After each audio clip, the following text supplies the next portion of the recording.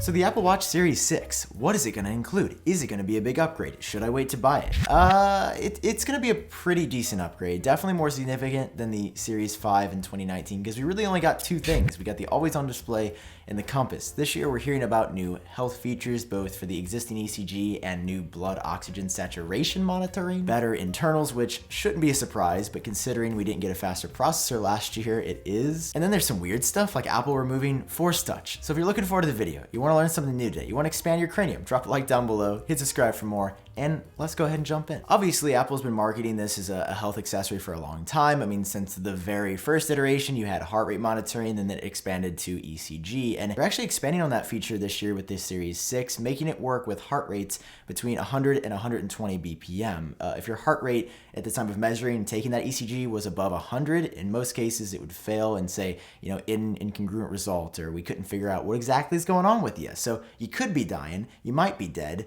or you might just have a slightly quick heart rate. I don't think it's a widespread problem that a lot of people have a faster than 100 BPM heart rate, but certainly Apple expanding support, if you are in a situation where your heart rate is a bit elevated, you could still get a proper result. But well, that's a pretty small upgrade on something that we've already got. The huge new feature is blood oxygen saturation monitoring. So you've probably gone to urgent care, the doctor, maybe even been in the hospital before.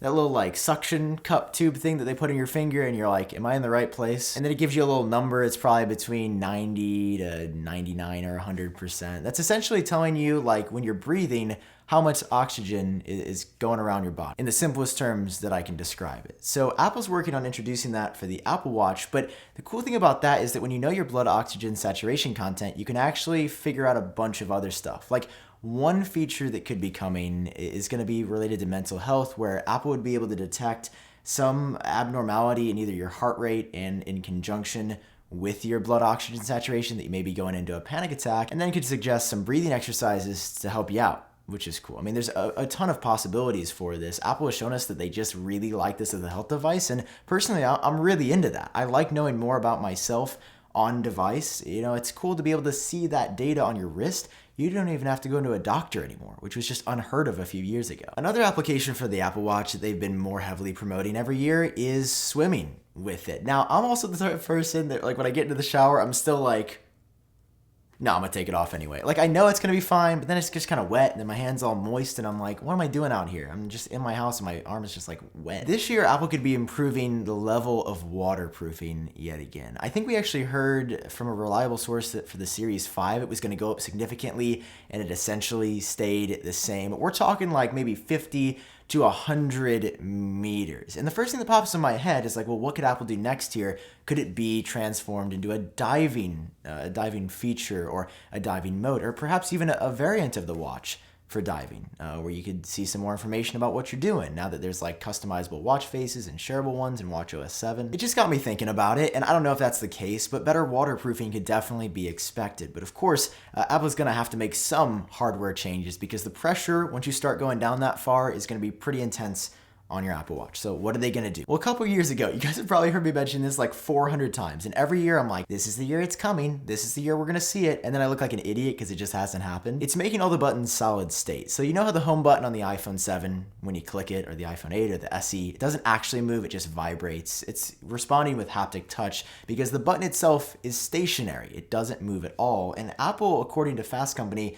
could be adding that to all the buttons on the Apple Watch. So the digital crown might just feel like it's moving, but it might not actually spin. The side button might just vibrate, not physically press. And I think if Apple does that, that could certainly allow them to get some pretty impressive numbers, potentially for something like going 50 to 100 meters below the sea level out here. So that could be a cool feature, and even just longer water resistance for everybody else. Maybe Apple would say, up to 50 meters, but for like 3 or 4 hours, rather than 30 minutes to an hour. And what's something else that could potentially help? Maybe if Apple removes Force Touch. Now, this is one that gets me because Force Touch, 3D Touch, these were all proprietary Apple technologies that I was always fascinated, never got picked up on the Android side of things. Like generally, Android releases a feature, Apple copies it, quote unquote, puts it in the iPhone. Same thing, Apple makes a feature, Android sees it, they copy it. But nobody really copied 3D Touch or Force Touch, where you can tap on the display and using pressure,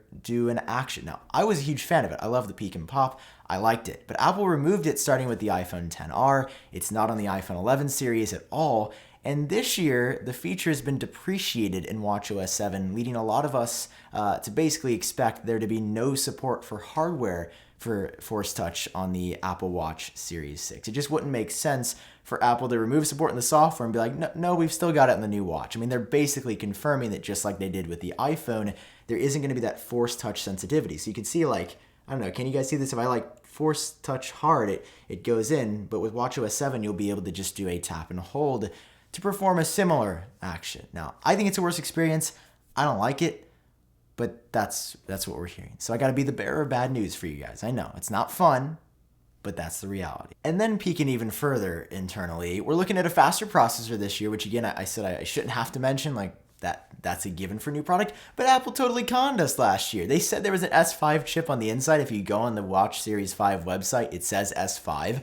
There is literally no speed improvement. They just called it the S5, and they got away with that because they put a compass attached to the processor, and that's why it's a new system on a chip. So it's really the exact same as the Series 4, which still blows my mind. Like, I can't remember the last time Apple just hasn't upgraded the processor on something when they could. Like, that's just expected. Along with the new S6 processor, Apple's also going to be introducing faster Wi-Fi and Bluetooth, which I think is good. I've noticed the Wi-Fi has always just been a bit sluggish on the watch. It's gotten better since version 1, like way better, but it still doesn't feel in parity with my iPhone or the ability to like read and send data like I can on my phone. So that's a good sign there as well.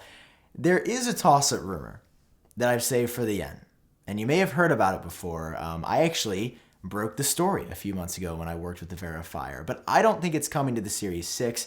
I have a feeling it's coming to the Series 7. A Touch ID sensor either built into the display or into the digital crown. Now, the digital crown route sounds way more realistic to me, and I don't want to get you too excited because I don't think it's coming this year. I have a strong feeling this is coming on the Apple Watch Series 7 or even 8. Later down the road, could Apple surprise us? Certainly. Like iOS 14 during the pandemic was a way bigger deal than we thought it was going to be. There hasn't been a lot of concrete evidence that this watch sensor is coming. I think Touch ID would be cool. You know, you don't have to just double click the side button. You could actually scan your fingerprint. I mean, Face ID, I think would be even cooler. But that's the big wild card. Another one I've seen that I don't know where it came from, but apparently the watch could come in like a navy blue. I haven't seen any reputable sources saying that. I've just heard that. I think that's just one of those rumors that just kind of sprung up. But overall, I'm looking forward to the Series 6. The Series 5 has been incredible. I mean, the always-on display was the reason I upgraded, even though the upgrade overall wasn't that significant. And with Apple adding these new health features, faster internals, better waterproofing, maybe even solid-state buttons, I can do a watch without Force Touch. I'll be disappointed that it's gone, but overall, the upgrade this year is looking really solid, and I can't wait to get my hands on it. So I hope you guys enjoyed the video. If you did, drop a like down below, hit subscribe for more, and I hope you're doing swell. I'm Sam. I'll see you in my next video.